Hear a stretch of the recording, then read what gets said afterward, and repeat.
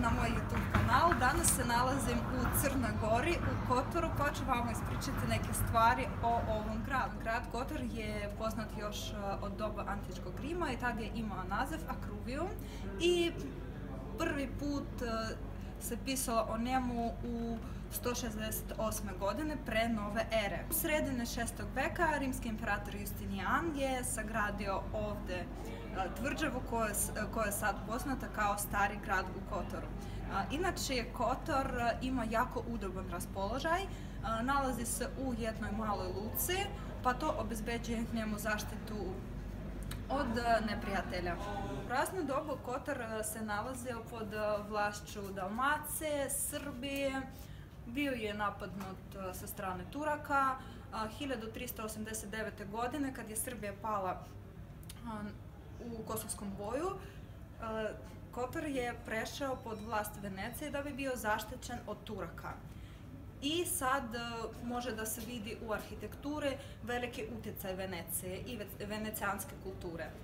Kotor je oduvek imao statut grada i njegovo glavno zanimanje je bilo trgovina.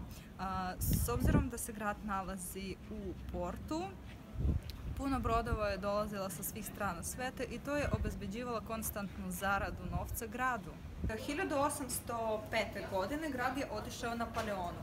To je bilo jako nezgodno za grad zato što Napoleon je tad vodio ratovi sa Engleskom. To je bilo jako nezgodno zato što je Napoleon tad vodio rat sa Engleskom i od tad svi portovi koji su bili pod kontrolom Engleske su bili zatvoreni za kotorski brodovi. I zato trgovina je pala, jako je oslabla u to doba. Kotor se nalazi u Bokokotorskom zaljevu i danas je jedna od najpopularnijih destinacija za turiste i jako je popularan sred Rusa.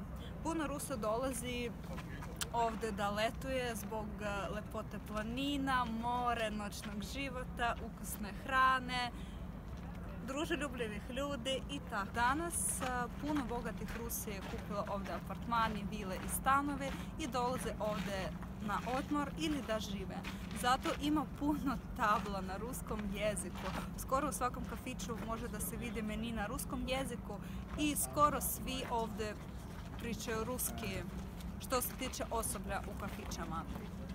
Može da se razume. Sad se nalazimo na Vidikovcu gdje se vidi ceo grad, imate pogled na ceo Bokokotorski zaljev.